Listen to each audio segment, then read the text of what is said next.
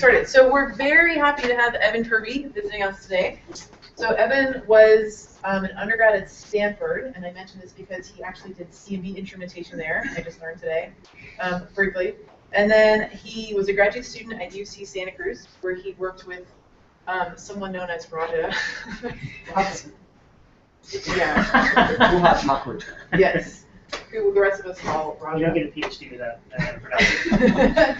Where he used, I think, both Lick and Tech to study low metallicity stars in local dwarf galaxies. Then he was a Hubble Fellow at Caltech. And then most recently, he moved to UC Irvine, where he's a Center for Galaxy Evolution Fellow. So Evan's been working really hard to stay in California every time he moves institutions and keep using tech. So Evan's really well known for his work on extremely metal core stars in the local group. And he's more recently been working on modeling outflowing galactic winds, which we've been hearing about a lot recently in the seminars. He's been focused on really low mass galaxies, much lower mass than we've generally been hearing about, so sometimes in simulations. He's also been more recently looking at the mass metallicity relationship, which a lot of people have studied using galaxies. He's actually using the gas galaxies. He's been looking at it using stars, and he's been looking at much lower mass galaxies than people generally look at. So I don't know if we're going to talk about that today, but that's very interesting new work. And then he's also been looking at modeling the dynamics of dwarf galaxies. So he's going to talk about several of those things today, and using dwarf galaxies as the nexus for dark matter and chemical evolution. Thank you very much, Allison. So you're going to hear all about these dwarf galaxies today. And I call them the nexus for dark matter and chemical evolution because they really tie together a lot of the things we care about in astronomy. They tie together many of the hot topics today, especially dark matter and galactic evolution, and specifically chemical evolution. So dwarf galaxies is such a hot topic that my friend John Wise has made this movie, if I can get it to restart and play again. There we go. A dwarf galaxy in action. What you're seeing is a dwarf galaxy actually forming stars, blowing up supernova. So you see supernova, it's about to blow up right here. And the really cool thing about this simulation is John processed it with radiative transfer code as you would actually see the galaxy in RGB color. So if you could observe this galaxy with a telescope, even through an eyepiece, this is how you would actually see the galaxy. Another really cool thing about the simulation is you can see chemical evolution happening. Notice when this movie started, it was just a bunch of red. That's because H alpha is red. It's just a bunch of hydrogen in the galaxy. But as those supernovas start to blow up, into that hydrogen is mixed a bunch of other stuff. This blue is oxygen, and this green stuff is sulfur. So you can see all of these elements being mixed into the interstellar medium of this galaxy. And the next generation of stars is going to incorporate that stuff. And that's the nature of chemical evolution. So there's three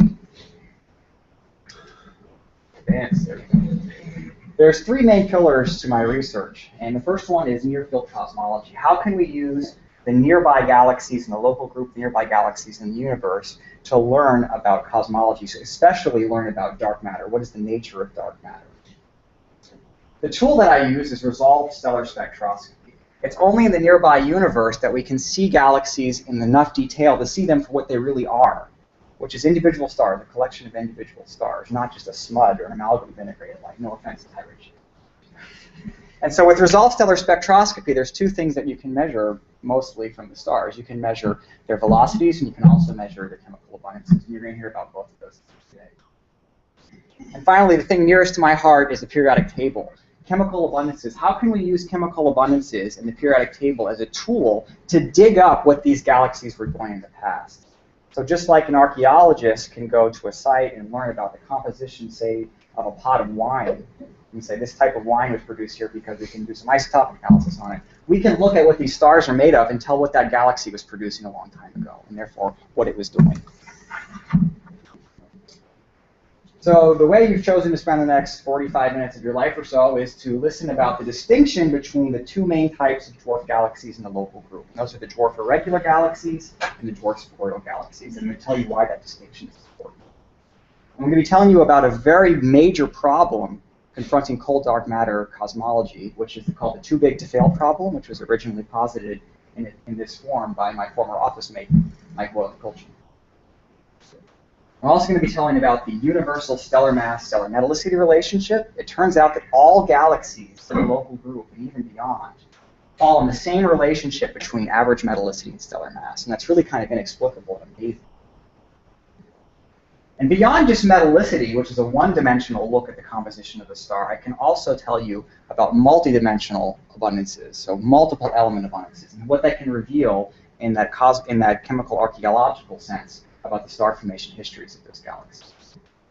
And finally, I'm going to tell you about a new program that I'm PIing at Lick Observatory called the Stellar Isotope Survey at Lick Observatory, or CISLO, and how this program has been especially appropriate at bringing cutting-edge science to high schoolers. So I really like the Olympics a lot, and I was thinking about the Olympics in making this talk, just because I was thinking about the Olympics and I was thinking about my talk, and how could I connect these things? And so you're going to see a very tenuous connection here. So the Olympics will be held in Russia next year, but what if they were held in San Diego? Well, that would be a terrible idea because it's the Winter Olympics, and if you skiers try to ski down the hills here, they might hurt themselves very badly because there is no snow. However, it turns out the Olympics is a great analogy for explaining dark matter. So we can bring the Olympics to CASS here because of the following reason. I want to explain the distinction between these two types of galaxies in the local group in the context of the Olympics. Okay, so the dwarf spheroidal galaxies, one of their hallmarks is that they're only composed of old stars. Their stellar populations are exclusively ancient. On the other hand, dwarf irregular galaxies have both old and young stars. Young stars like Kirby, who won the 2010 figure skating gold in Vancouver 3 years ago. Dwarf spheroidal galaxies also have no star formation, but dwarf irregular galaxies do. They have young stars, and so star formation goes along with young stars. And so they can actually burst very violently. Violent, like the hockey game between Norway and Canada 3 years ago, when Canada was on its meteoritic rise to win the gold medal in Vancouver.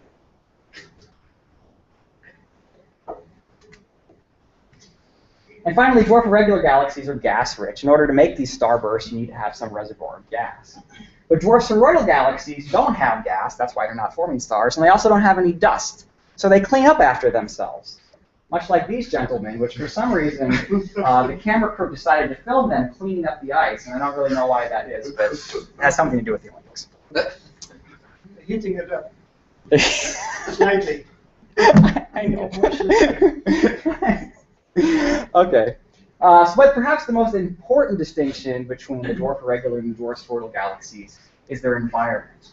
So the dwarf irregular galaxies, they live out here, and this x-axis here is distance from a large host galaxy like the Milky Way or Andromeda.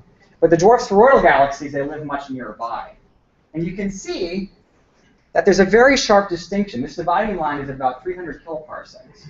So these dwarf spheroidal galaxies, and these are non-detections in H1 gas, so you know that these things are old, ancient, not star-forming spheroidal things. They live nearby large hosts, and these dwarf irregular galaxies don't.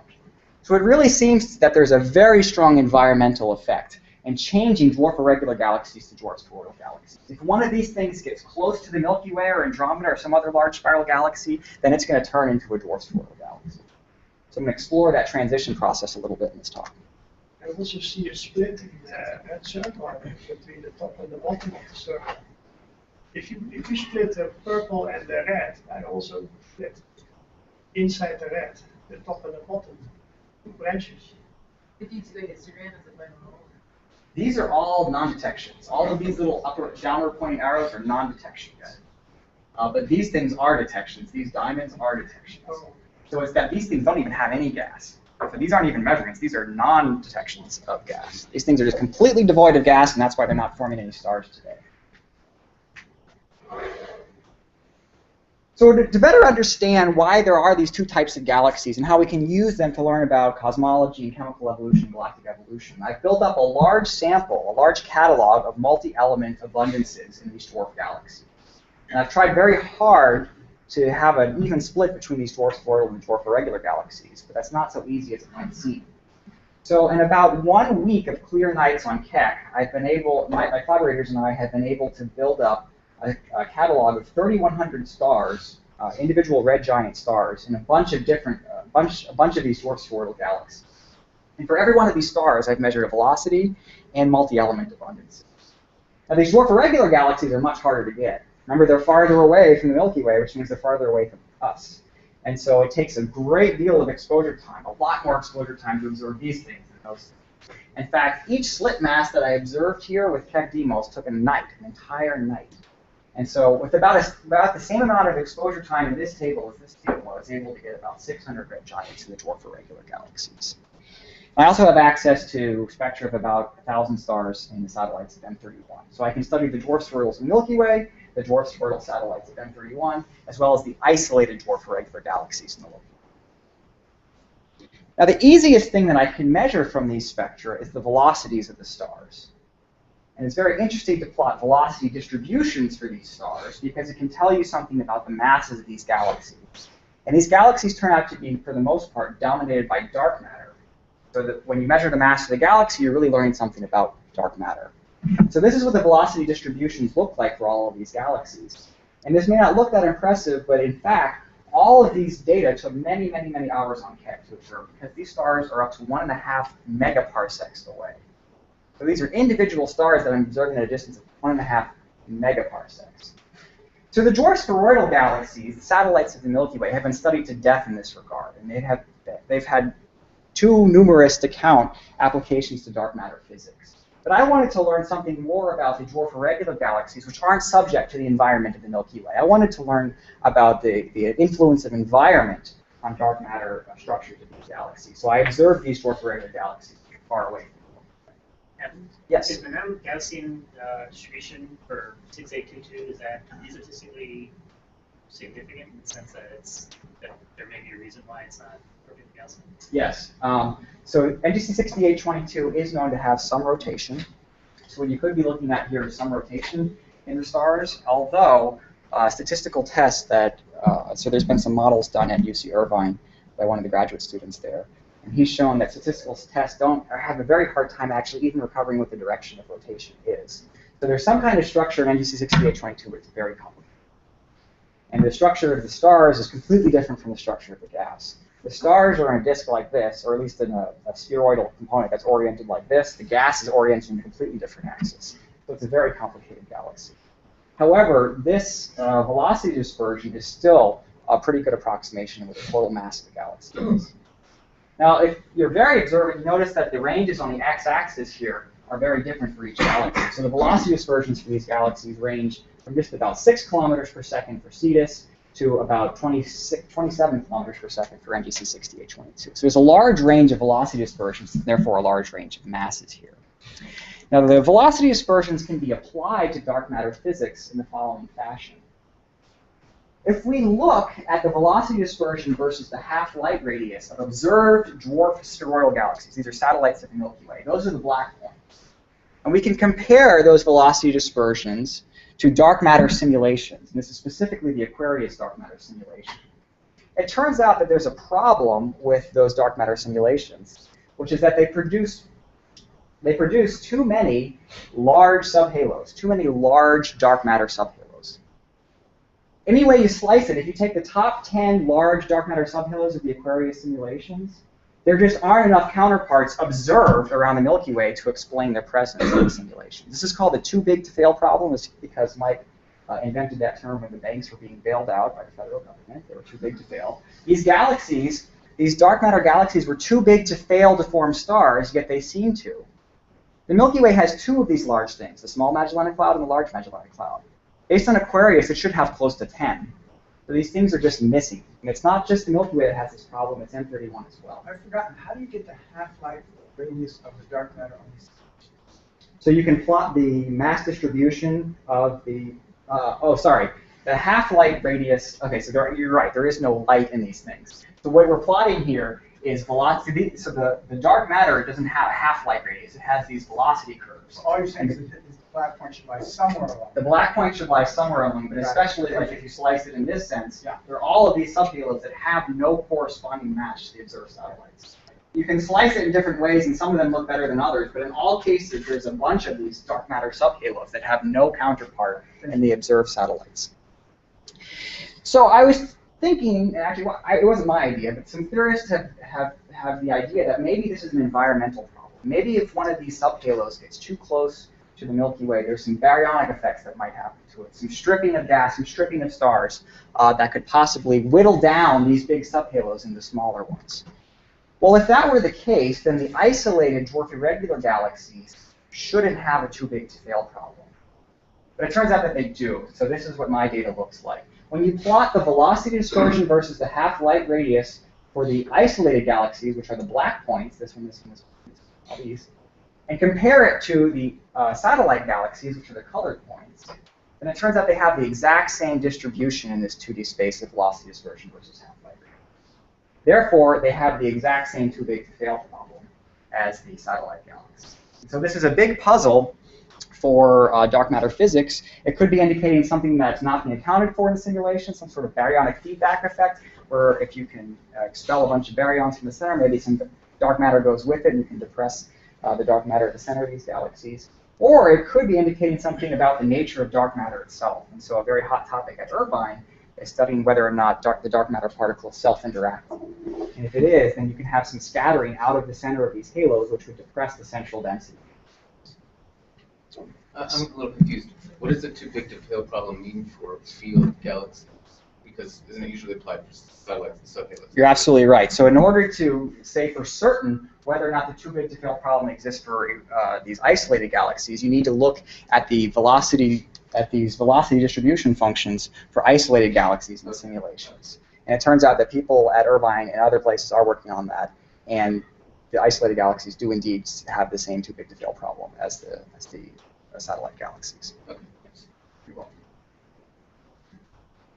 Okay, so I've talked about the applicability of these galaxies to dark matter physics and cosmology, but I want to talk now about metallicities and abundance measurements. The typical way, or the traditional way, of measuring chemical abundances is to use high-resolution spectroscopy. But if I were to apply high-resolution spectroscopy to one of these galaxies, and people have done that, then what we have to do is put blinders on, because high-resolution spectroscopy only works for really bright stars. A high-resolution spectrum means breaking up the light into many, many, many buckets. We only have a certain number of photons to put into those buckets. So each bucket has only a small number of photons, which means a low signal-to-noise spectrum. But if we're willing to relax the resolution, if somehow we can use medium resolution rather than high resolution to observe chemical abundances of these stars, then we can relax the magnitude cut and go down the luminosity function in these dwarf galaxies. So now we've taken off the high-resolution blinders. We can see the dwarf galaxy for what it is, which is the whole red giant branch, or at least most of the red giant branch of this Fornax dwarf galaxy. In fact, all of the stars that have ever been observed in Fornax with high-res or other instruments are identified by these blue diamonds. And the blue circles are all the points that I have observed with Deimos. Another great advantage to going to medium resolution is that these spectrographs can be multiplexed. That means every time I open the shutter, I'm observing hundreds of stars at the same time rather than just one star at a time. So all of these blue diamonds took several nights, actually up to a week on high-res. But all of these red points with medium resolution took just half a night on Keck-2. Does So each split get more than one star? nope, there's many, many splits. So there's about 675 stars here across I'm just 5 thinking that galaxies have lots of stars in them. How do you know they're not blends or binary stars or other? It turns out that these dwarf spheroidal galaxies are uncrowded. And so even at seeing limited resolution on Mauna Kea, you can still very easily resolve the stars. That's not the case, for example, for coarse globular clusters or for ultra-compact dwarf galaxies, but it is the case for the dwarf spheroidal galaxies and for most of the dwarf irregular galaxies, that they're uncrowded, even in their centers.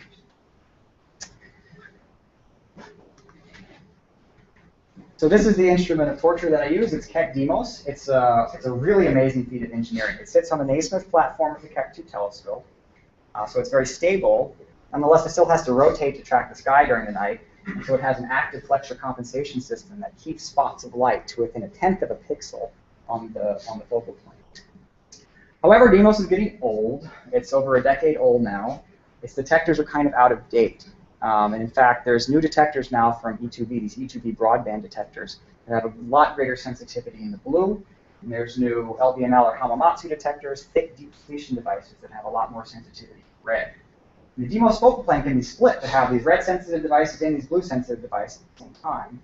And so I submitted a white paper to the Keck Science Steering Committee in 2011 to think about the possibility of upgrading the focal plane for DEIMOS, and the SSC was very receptive to that. So that's something we're going to explore, not next year, but the year after. And that's in conjunction with Connie Rockesy and the Lake Observatory Labs. It's also a great time to overhaul some of the moving parts of DEIMOS, because if you are a DEIMOS user, you know that it's getting kind of flaky lately, and things are kind of falling apart. So someone needs to just go in there and tighten up some screws and stuff. That's all. That's all. Actually, the main problem is this drive shaft. It's a self-lubricating drive shaft that literally falls apart because it's designed to do so. But it has a finite shelf life, and it's kind of reached that shelf. Okay. Oh, I should say that by adding that blue sensitivity, which is very important to me because it means I can measure all kinds of elements that I can't measure in the red, you're basically getting a new spectrograph. And so I think it's a very cost-efficient way to get a very new capability, a very hot capability for Keck, and basically the cost of an upgrade. So rather than paying $15 million for a new spectrograph, it costs about $1.5 million, $2 million for this upgrade.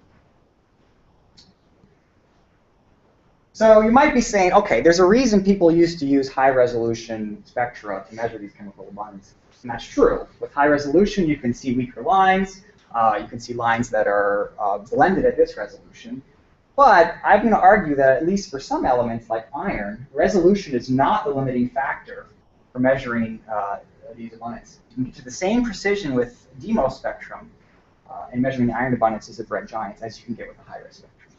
So this is what the spectrum of red giant looks like with DEIMOS. And you can see a bunch of different absorption lines. And these absorption lines correspond to a bunch of different elements as well. So I'm color coding the lines now. Pink, if it's iron, that's responsible for the absorption. Magenta is magnesium, orange is silicon, green calcium, and blue titanium. There's all these different elements and a lot of signal here in this spectrum, and you can use that signal to measure all 5 of these elements in the spectrum of this zone. Yeah, some of the biggest lines are not color coded. Yeah. So this line is H alpha, so it's not a metal line. This line is this line, and this one are the calcium 2 infrared triplet, which are really, really strong. They're close to saturation, therefore very hard to model. So I've ignored them, and I don't look at them for measuring chemical abundances because it's actually easier to measure abundances from the weaker lines. Now that's a very high signal-to-noise spectrum. And remember I said it's not the resolution that's the limiting factor, it's actually the signal-to-noise that's the limiting factor. So this is what a more typical spectrum looks like. This is a single red giant in the sculptor dwarf galaxy. It's very typical of the data that I work with. It sits about midway between the horizontal branch and the top of the red giant branch in sculptor. Even at this resolution, even at the signal-to-noise, there's still all of these lines that you can use for measuring multi-element abundances. Now the way I measure these abundances is not your grandma's approach to measuring chemical abundances in spectrum. Your grandma's approach is to get a high-resolution spectrum and ask each line, what is your equivalent width and what is your iron abundance? What is your equivalent width and what is your iron abundance? And that requires that you have good signal for each and every one of the lines that you're making that interrogation for. But instead, I have a lot of spectral real estate here. I have a lot of iron lines to deal with, and I don't want to measure equivalent widths for every one because I can't measure equivalent widths for every one. A lot of them are blended, and a lot of them are quite weak. So instead, what I do is I compare this observed spectrum to a big grid of synthetic spectra in chi-squared space, pixel to pixel. So I'm leveraging all of the information of the spectrum at the same time rather than relying on individual lines to tell me the answer. This technique is so powerful that I actually don't need to detect any individual absorption lines to measure chemical abundances. So watch carefully as I morph the spectrum of this star to the spectrum of a different star. And this star was observed in the same slit mask, the same galaxy, has the same magnitude, and therefore it has the same signal-to-noise as the previous spectrum. But look really hard at all those pink regions corresponding to iron absorption, and you can see that you won't find any detected iron absorption line. Nonetheless, I can still measure the metallicity of this star because I'm using all of the information in those pink regions simultaneously, not one by one. Effectively, I'm co-adding all of those regions together. In fact, if I do that, if I co-add all those regions together, out pops a 5 sigma detection of the iron abundance of this star. And for a short time, this was the most metal-poor star known outside of the Milky Way.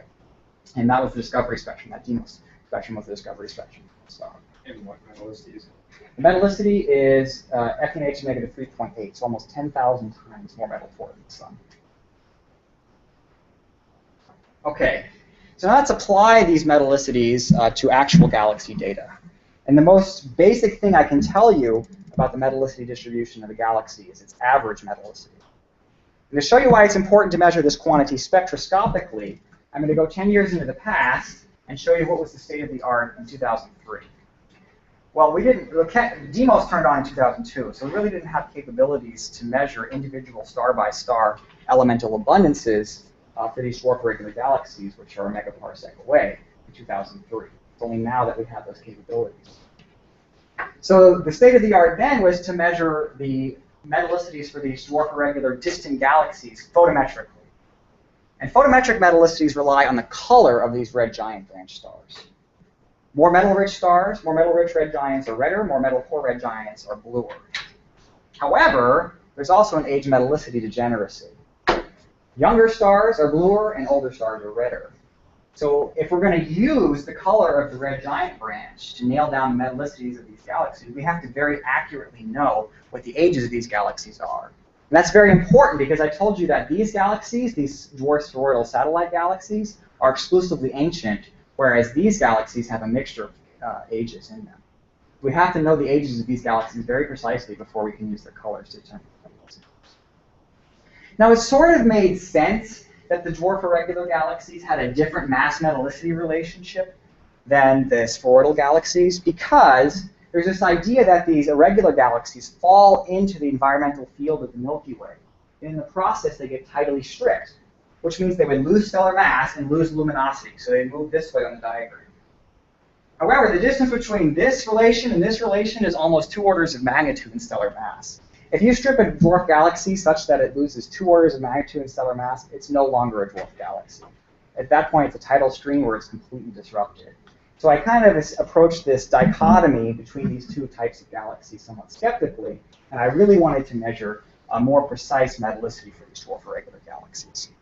So the first thing I'm going to do is I'm going to cull this sample to just the galaxies that I have in common with the photometric sample. And you can see there's a lot fewer dwarf irregular galaxies because it's very expensive to observe them.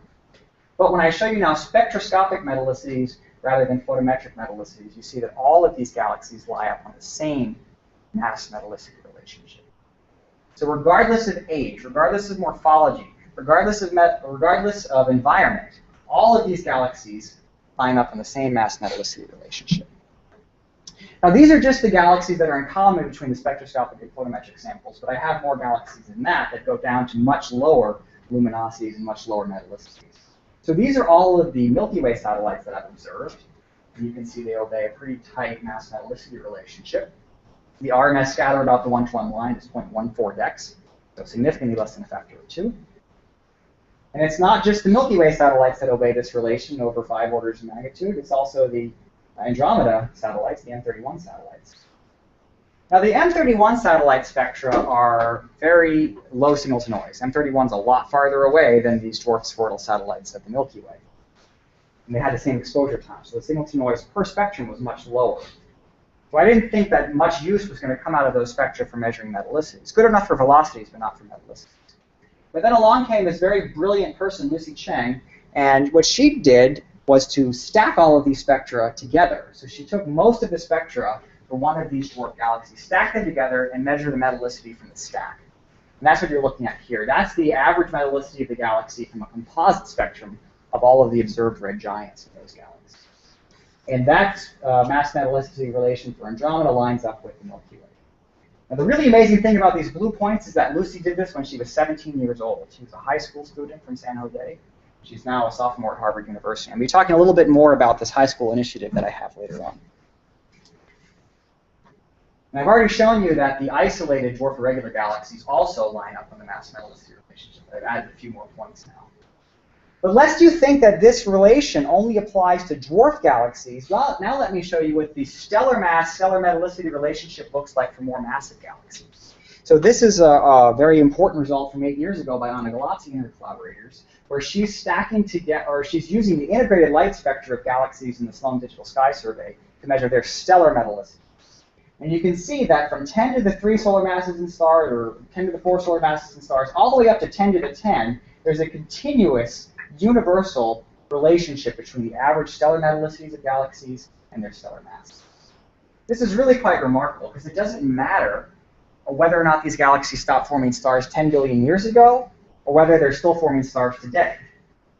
It indicates to me that this relationship is not evolving, because the young galaxies have the same mass metallicity relationship as the old galaxies. What's the most massive galaxies on that? So the point at which there's a break, so unfortunately the color scale is a little bit washed out here, but there is a population of galaxies here. This is 10 to the 10 right here. So this is 10 to the 8, 10 to the 9, 10 to the 10. This is 10 to the 11, and this is 10 to the 12 solar masses of stars. So they kind of turn over up here. But up to here, the relationship is continuous. But for these ones, in all cases, you are using all the giants. I'm using all the red giants that I observed. Okay, so no young stuff, not many young stuff. No young stars, that's correct. So the younger stellar population, which are not dominant in these galaxies, might have a different, might alter the mass metallicity relationship a little bit, but there are red giants that are young as well. So there's no age selection done on the red giant range. So the only age selection is done is for very, very young OB stars that I don't observe. But I mean, there's red giants that are as young as 80 years. And for the Sloan data, if they separated that based on like chronology or age or something like that, is there any offset in relation? There is a very slight dependence on whether or not the galaxy is star forming or not. So this is a combination of spiral and elliptical galaxies. And there is a slight dependence on whether or not the galaxy is star forming. Well, it's hard to say because most of the elliptical galaxies are up here, most of the spiral galaxies are up here. That's something that I'm very interested in. Very interested in whether or not flinching affects this mass metallicity relationship. And this is a very early collaboration I have it on. Okay, so because these young galaxies have the same mass metallicity relationship as the old galaxy, it sort of indicates that the mass metallicity relationship, at least in stellar metallicities, doesn't evolve. Now that's puzzling because we know that the gas phase mass metallicity relationship does evolve. This is what the mass metallicity relationship and oxygen abundance of the gas looks like at redshift of 0, and this is what it looks like at redshift of 2.2. So it's evolving up like this. Galaxies at a given stellar mass are getting more metal rich. But it doesn't seem like that's happening in the stars, which is really kind of puzzling. So I want to measure directly what the stellar metallicities of galaxies at a redshift of 1 are. That's very difficult because you have to get down to the stellar continuum at a redshift of 1. And the stellar continuum at a redshift of 1, all of the important optical lines that you can use for measuring metallicities are shifted into the Y band, which means that I have a proposal, now an approved proposal on MOSFire to observe the mass metallicity relation of galaxies at a redshift of 0.9. And I'm using the Y band and Deimos simultaneously to get the Balmer break with Deimos and to get the magnesium triplet and other important metal lines with MOSFire in the Y band. So I have 2 nights in June to explore this. I'm not sure it'll work. It's kind of crazy. It's kind of ambitious because the stellar continuum of these galaxies at this redshift are very faint. But I'm going to try. Excuse me? Yes. So you're saying that the mass metallicity is not age dependent on the star, but could be redshift. I'm saying if it's not age dependent, then it shouldn't be redshift dependent either, because these galaxies that stop forming stars at a redshift of 2 have the same mass metallicity relationship as galaxies that are still forming stars at redshift of 0. So these dwarf spheroidal galaxies, they stop their chemical evolution at a redshift of 2.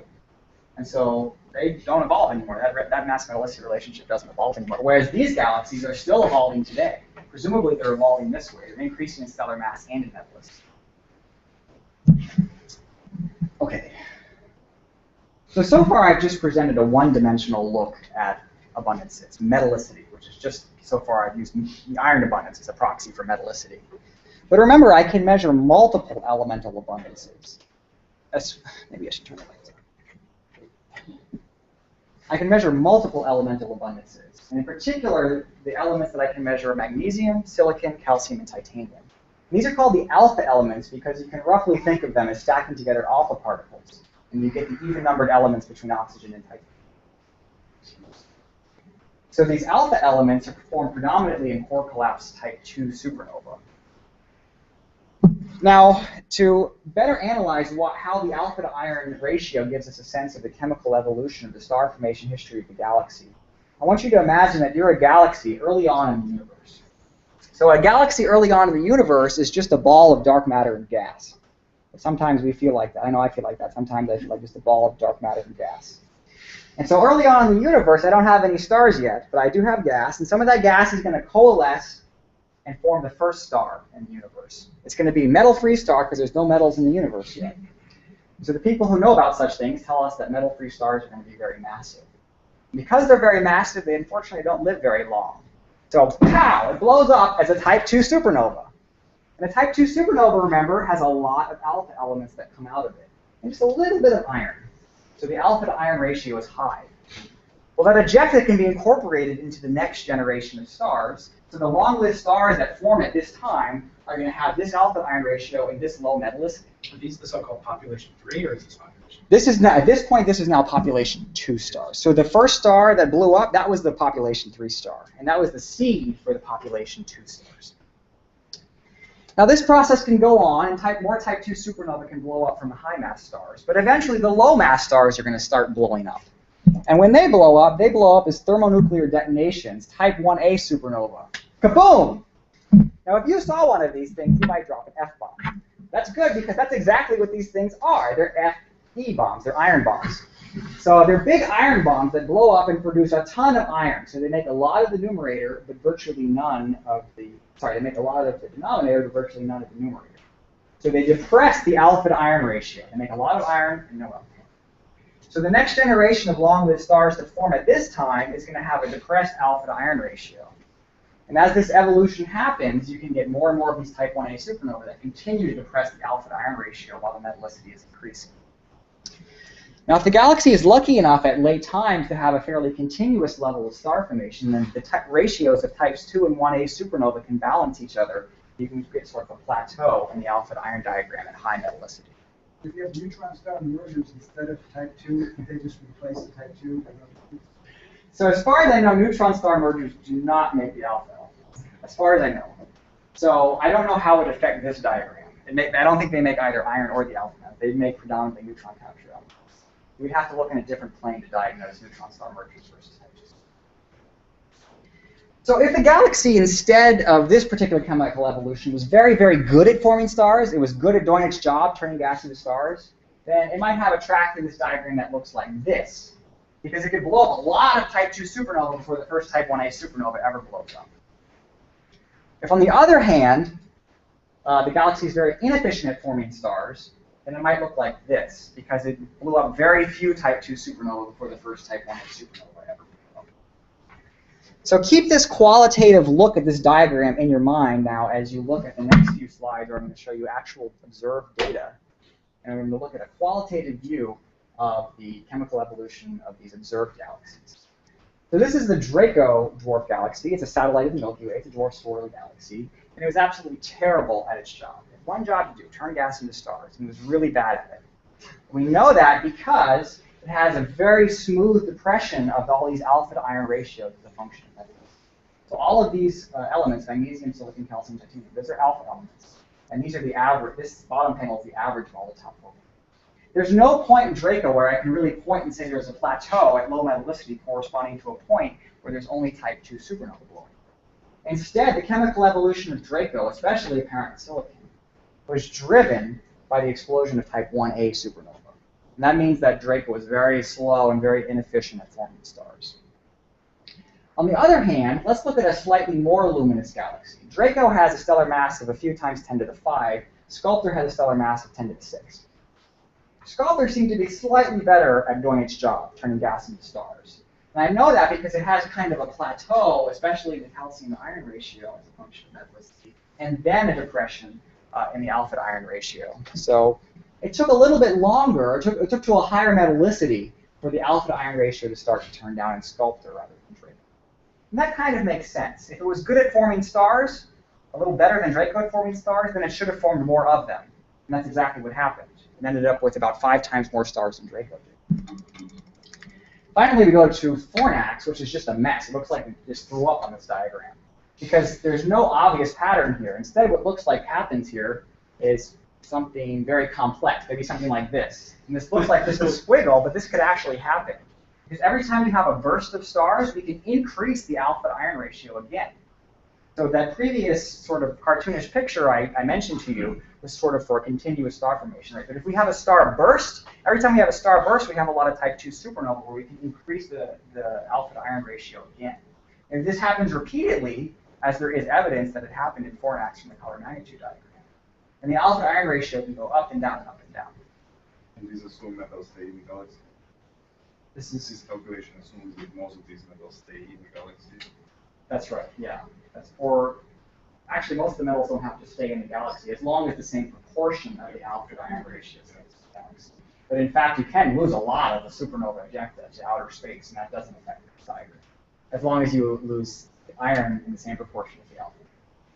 How come in magnesium you don't see the really low metallicity sort? Because magnesium is very hard to measure compared to the other elements, and so at low metallicity it's dropped out. There should be a bunch of upper limits here. It's possible that instead Fornax participated in some chemical evolution like this. It's actually possible to go backwards, so this kind of a Zorro diagram here. There are periods in Fornax's star formation history where it was quiescent and not forming stars. So it was accreting low metallicity gas, which then lowers the metallicity of the next generations of stars to form. And the next generation of stars can participate in its own chemical evolution. Or, yet another explanation could be that Fornax actually has a split personality disorder where it has different pockets of star formation proceeding at different rates, different efficiencies. And if that's the case, now Fornax is all mixed together. It's been too much time to evolve since then, and we can't really tell whether or not there was this pocket of gas forming this pocket of gas forming. Regardless of the actual explanation of why Fornax looks so complex in this diagram, it's very apparent that the low luminosity, low stellar mass galaxies were very simple and inefficient at forming stars, whereas the higher luminosity galaxies were quite complex. They had more complex chemical evolution and more complex star formation history. And that was a very qualitative view, as you might have seen, of the chemical evolution of these galaxies. So in an effort to be more quantitative, I developed this model to explain the alpha iron diagram of these galaxies. So the model is based on basically a Kennicutt-Schmidt law. The star formation rate is proportional to the gas mass. And the gas mass obeys this equation, where the most important term is this one. This is the rate of type 1a supernova, and this is the rate of type 2 supernova. And every time one of these supernova blows up, a certain amount of gas is blown out of the galaxy. And that amount of gas is a free parameter that I call A out, the amount of gas that's blown out. And this parameter can vary depending on how the model wants to fit the chemical evolution of these galaxies. So this is the chemical evolution applied to the very low luminosity dwarf galaxy sextants. So simultaneously, the model is struggling to fit the alpha to iron ratio, which is declining as you can see, but also the metallicity distribution of sextants. So this is just a histogram of metallicities and sextants, and the model tries to reproduce it as well as the detailed abundance ratios. I don't model titanium because the nucleosynthetic yields for titanium are very poorly known. Ignore titanium. This is the interpretation of that model. In the top panel, you're looking at the amount of gas falling into the galaxy. In the second panel, which is the most important one, you're looking at the mass of the galaxy as a function of time. And I've broken it up into gas and stars. Look how much difference there is between the amount of gas in the galaxy and the amount of stars. All except for the very final time steps, the galaxy is totally dominated by gas mass. And that means it's losing lots and lots of gas. It's not turning that gas into stars. In order to explain these metallicity distributions in the context of my model, an incredible amount of gas is required to catalyze the formation of a comparatively small mass of stars. The final stellar mass of sextants is about 1/40th of the peak gas mass of sextants. That's how much gas this thing is blowing out. And how much dark matter would blow out if you just use adiabatic? Would that blow out would the dark matter not blow out? Or? That's a very good question. Maybe you should direct that to Dushan. I would imagine, because these galaxies are very dark matter dominated, well, that's a good point. They're dark matter dominated now, but maybe they weren't dark matter dominated at this point. So there have been some calculations done at Irvine. There's a graduate student there named Shea Garrison Kimmel, who has just done some back-of-the-envelope calculations for the amount of energy injected by all of the supernova of the stellar populations of these galaxies, and found that it wasn't enough energy to significantly affect the dark matter profile of the galaxies today. However, these galaxies accrete dark matter over time, and it's possible that at the time these supernovae were blowing up, not all the dark matter is there yet. So I think the jury's still out on that question as to whether the supernova feedback can significantly affect the dark matter. It also has a bearing on the too big to fail problem. There is additional momentum and energy from other sources. Right, yes. What's the mass of the 5? This is 8.5 times 10 to the 5, sorry about that. Almost a million solar mass. Oh, is that right? Yes, 10 to the 5, right. Okay, so let's look at a slightly higher luminosity galaxy, Sculptor. You're already familiar with this guy. So the model, again, is reproducing the alpha-iron ratios roughly, as well as the metallicity distribution. And again, the galaxy is characterized by a great deal of gas required to catalyze just a small mass of stars. But in this case, the final mass of stars is a much larger fraction of the peak gas mass of Sculptor. So a larger stellar mass galaxy seems to have been slightly more efficient at forming stars. It still blew out a lot of gas, but less so than Draco did. And so I can plot that A out parameter as a function of galaxy luminosity or stellar mass, and you can see that the amount of mass blown out per supernova is very high for these low luminosity galaxies, and it tails off for the high luminosity galaxies. This has a direct bearing on the mass-metallicity relationship. If the galaxy blows out a lot of gas, then it doesn't form a lot of stars. But if it's blowing out gas, then it's also blowing out metals associated with that gas. So this is telling us that the mass-metallicity relationship is really a sequence of gas loss. The galaxy loses gas, and it's not efficient at forming stars, but it's also losing metals associated with it. And so I can do a very simple calculation that's not based on these more complicated models. I can just very simply calculate the amount of metals that these galaxies are losing. And this simple calculation is based on just one thing, one observed thing, which is the current stellar mass of the galaxy. And I throw on a few theoretical priors, the initial mass function and theoretical supernova yields. The initial mass function tells me the balance of type 2 supernova and type 1a supernova over time. The nucleosynthetic yields tell me how much metals were produced from those two types of supernova over the course of this galaxy's evolution. So I know, at least from a theoretical standpoint, the amount of metals that these galaxies produced. And I know from an observational standpoint, the amount of metals that these galaxies still have today, the amount of metals these galaxies retain, because I observed that directly from their metallicity distribution. So here's the amount of metals that the galaxies produced, and here's the amount of metals that the galaxies retain. The difference is several orders of magnitude. Fornax, which is the most efficient star former in this group, lost 93% of the iron that its stellar populations produced. 7% of the iron remains, 93% of it is just gone. Ursa Minor, which is the least efficient of the galaxies in this group, lost 99.3% of the iron that its stellar populations produced. These galaxies were really, really terrible at hanging on to their gas and hanging on to the metals. The same ratio with the hydrogen, too. They lose the same fraction of hydrogen. Excellent question. I highly doubt it, actually. So it depends on the mass loading factor of the winds. So how the galaxies are losing their metals. If you blow up a supernova at the outskirts of the galaxy, and those metals can just be directly lost into outer space and never be reincorporated. However, if the galaxy is good at hanging on to supernova ejecta, then yes, the amount of metals that the galaxy loses is going to be proportional to the gas mass of the galaxy. So the question of the mass loading factor is a very hot topic, and it's not something that I have an immediate answer to right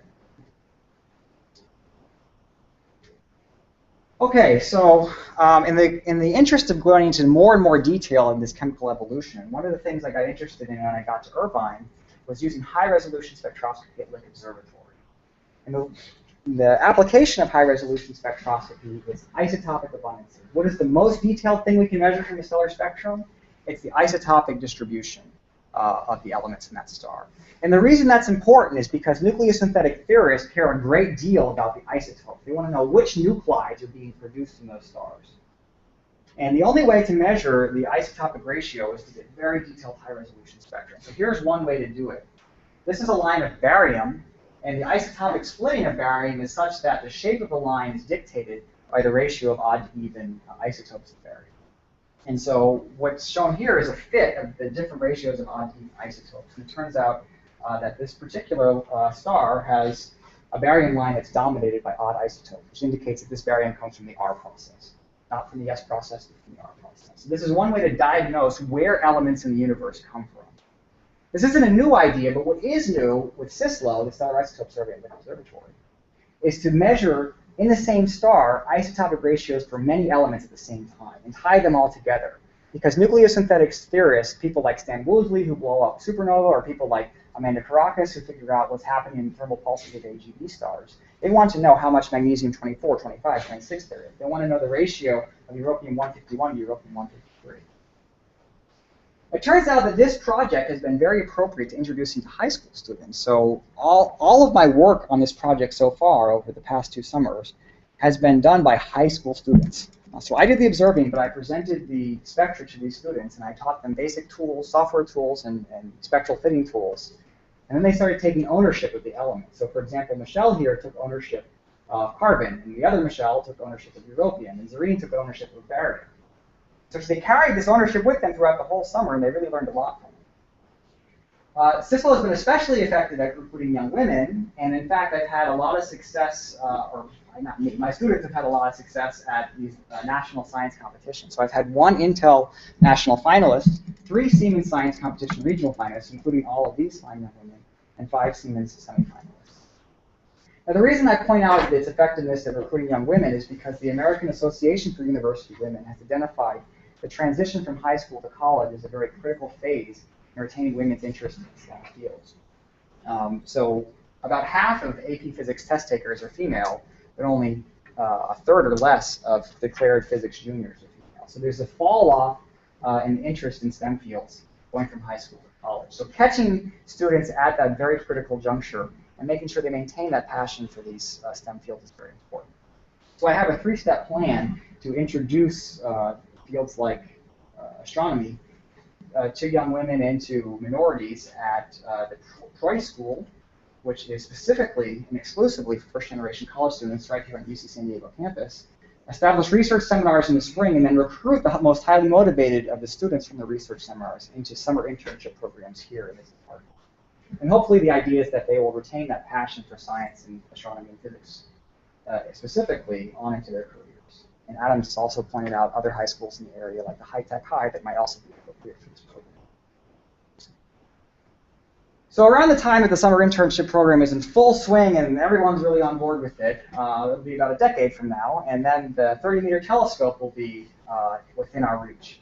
And so I'm very, very excited about this little toy that we astronomers are going to have. Because what medium resolution spectroscopy did for abundance analysis, the TMT is going to do it all over again. Remember when we took off the high-res blinders and were able to see much more of the red giant branch of Fornax? Well, here's what happens when we go to the 30-meter telescope. We'll be able to go way down to magnitudes of 23, be able to see the whole red giant branches of these dwarf sportal galaxies. And one of the reasons it's important to see the entire red giant branches of these galaxies is that some of these galaxies, especially the ones that are most important for dark matter physics, have very, very few red giants. And they have almost exclusively main sequence stars because they're that low luminosity.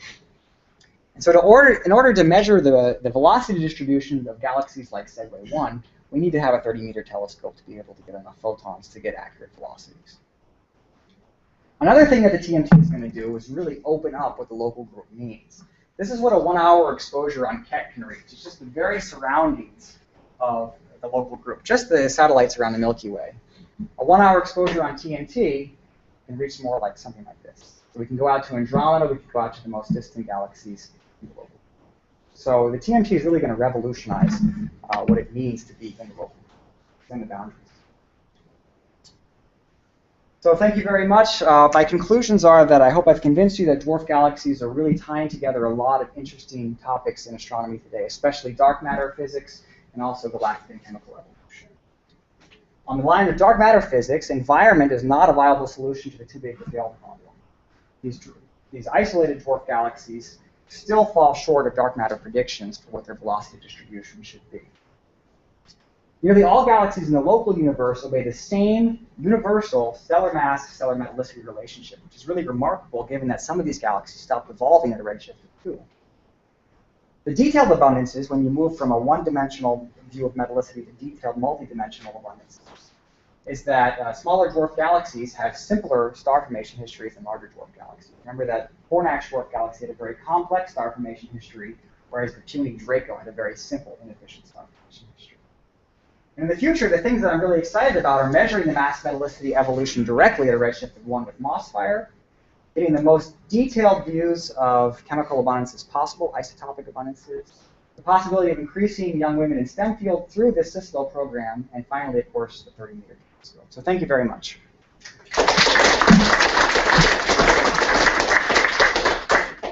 More questions for Evan? What other instrumentation besides TMTs on the horizon here? So there is a instrument being built now, or being designed now, for the Subaru telescope. I'm involved in the design team for the Subaru Prime Focus Spectrograph.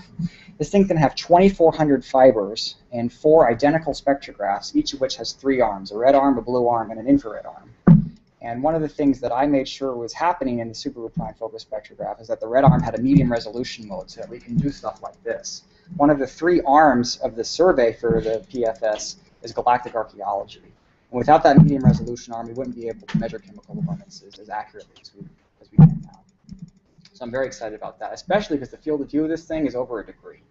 So we can point it, just one point in one of these dwarf galaxies is good enough.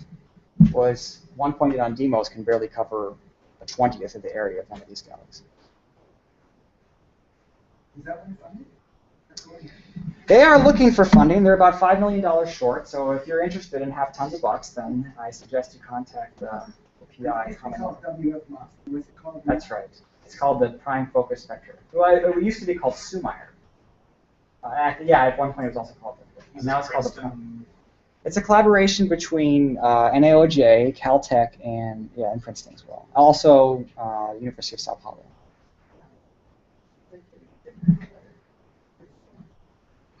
I have to ask what's being spelled by these. That's my name. That's a K, that's an I, and there's 3 other people with RBY.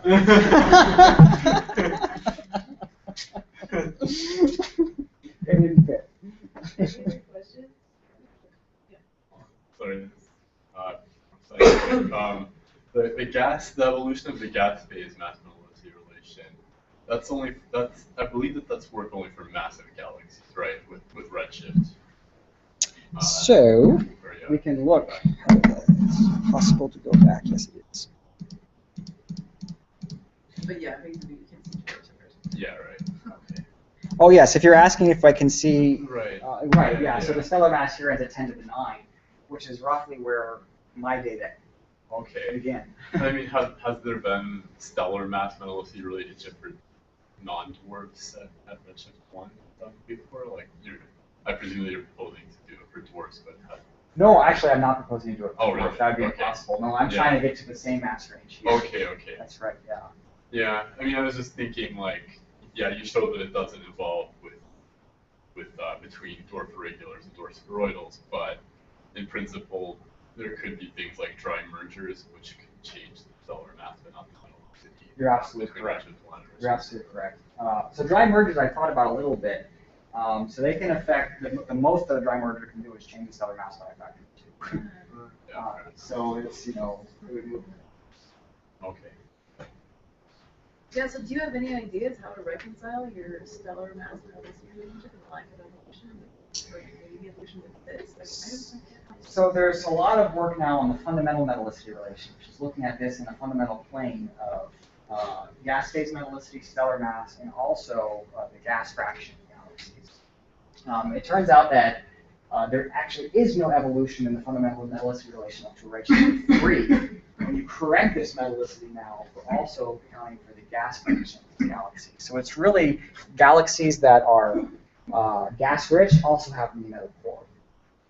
So it's not necessarily a function of evolution. It's that the thing that's evolving with redshift is the gas fraction, not necessarily the gas phase metallicity. Right. So then in your dwarfs, you've got some that have gas. No. But I'm looking at the stellar metallicities, not the gas phase metallicities. So the gas phase metallicities are a look at the oxygen over the hydrogen gas in the system. Right. But my stellar metallicities are a look at the iron over the hydrogen gas in the stars. And the stars don't care about the very rapidly fluctuating gas mass that's going on in these galaxies. These galaxies can accrete gas, blow out gas, and the gas cares a great deal about that. Right. But the stars don't care at all. So it's very possible the stellar metallicities aren't evolving or aren't changing so rapidly, but the gas phase metallicities could be responding to that gas fraction. Okay. Let's thank Evan again. Okay, so we're gonna get started. So we're very happy to have Evan Kirby visiting us today. So Evan was an undergrad at Stanford, and I mention this because he actually did CMB instrumentation there. I just learned today, briefly. And then he was a graduate student at UC Santa Cruz, where he worked with someone known as Raja. Yeah. Yes. who the rest of us call You Raja. don't get a PhD without production.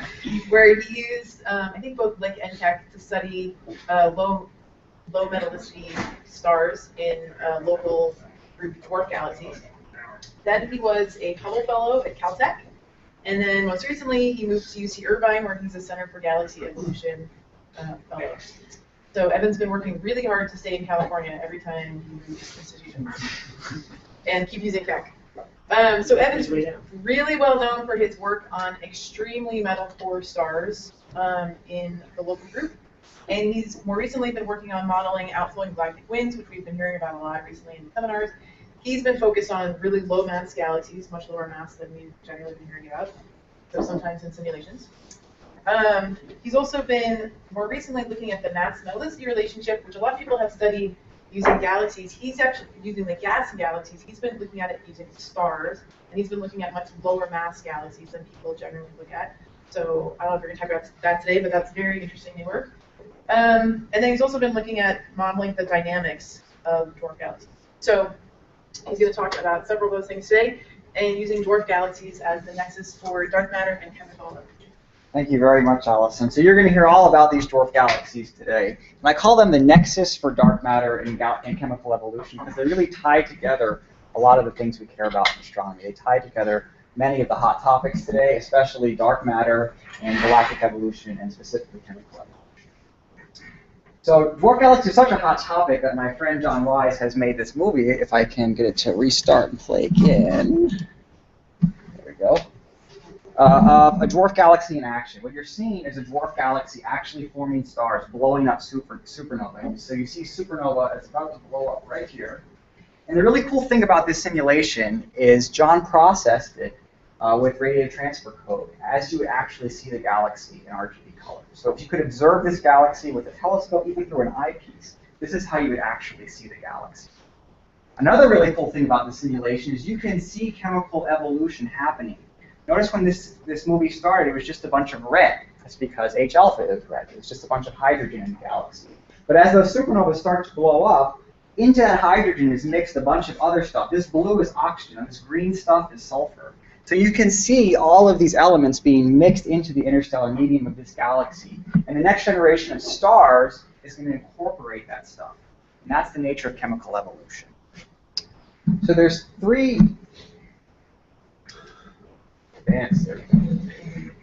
main pillars to my research. And the first one is near-field cosmology. How can we use the nearby galaxies in the local group, the nearby galaxies in the universe, to learn about cosmology, so especially learn about dark matter? What is the nature of dark matter? The tool that I use is resolved stellar spectroscopy. It's only in the nearby universe that we can see galaxies in enough detail to see them for what they really are, which is individual stars, a collection of individual stars, not just a SMUD or an amalgam of integrated light. No offense to Irish. And so with resolved stellar spectroscopy, there's two things that you can measure mostly from the stars. You can measure their velocities, and you can also measure their chemical abundances. And you're going to hear about both of those today. And finally, the thing nearest to my heart is the periodic table. Chemical abundances. How can we use chemical abundances in the periodic table as a tool to dig up what these galaxies were doing in the past? So just like an archaeologist can go to a site and learn about the composition, say, of a pot of wine, and say this type of wine was produced here because we can do some isotopic analysis on it, we can look at what these stars are made of and tell what that galaxy was producing a long time ago, and therefore what it was doing. So the way you've chosen to spend the next 45 minutes of your life or so is to listen about the distinction between the two main types of dwarf galaxies in the local group. And those are the dwarf irregular galaxies and the dwarf spheroidal galaxies. And I'm going to tell you why that distinction is important. I'm going to be telling you about a very major problem confronting cold dark matter cosmology, which is called the too big to fail problem, which was originally posited in this form by my former office mate, Mike Boyle-Colchin. I'm also going to be telling about the universal stellar mass-stellar metallicity relationship. It turns out that all galaxies in the local group, and even beyond, fall in the same relationship between average metallicity and stellar mass, and that's really kind of inexplicable and amazing. And beyond just metallicity, which is a one-dimensional look at the composition of the star, I can also tell you about multidimensional abundances, so multiple element abundances, and what that can reveal in that chemical archaeological sense about the star formation histories of those galaxies. And finally, I'm going to tell you about a new program that I'm TIing at Lick Observatory called the Stellar Isotope Survey at Lick Observatory, or CISLO, and how this program has been especially appropriate at bringing cutting-edge science to high schoolers. So I really like the Olympics a lot, and I was thinking about the Olympics in making this talk, just because I was thinking about the Olympics and I was thinking about my talk, and how could I connect these things? And so you're going to see a very tenuous connection here. So the Olympics will be held in Russia next year, but what if they were held in San Diego? Well, that would be a terrible idea because it's the Winter Olympics, and if you skiers try to ski down the hills here, they might hurt themselves very badly because there is no snow. However, it turns out the Olympics is a great analogy for explaining dark matter. So we can bring the Olympics to CASS here because of the following reason. I want to explain the distinction between these two types of galaxies in the local group in the context of the Olympics. Okay, so the dwarf spheroidal galaxies, one of their hallmarks is that they're only composed of old stars. Their stellar populations are exclusively ancient. On the other hand, dwarf irregular galaxies have both old and young stars. Young stars like Kirby, who won the 2010 figure skating gold in Vancouver 3 years ago. Dwarf spheroidal galaxies also have no star formation, but dwarf irregular galaxies do. They have young stars, and so star formation goes along with young stars. And so they can actually burst very violently. Violent, like the hockey game between Norway and Canada 3 years ago, when Canada was on its meteoritic rise to win the gold medal in Vancouver.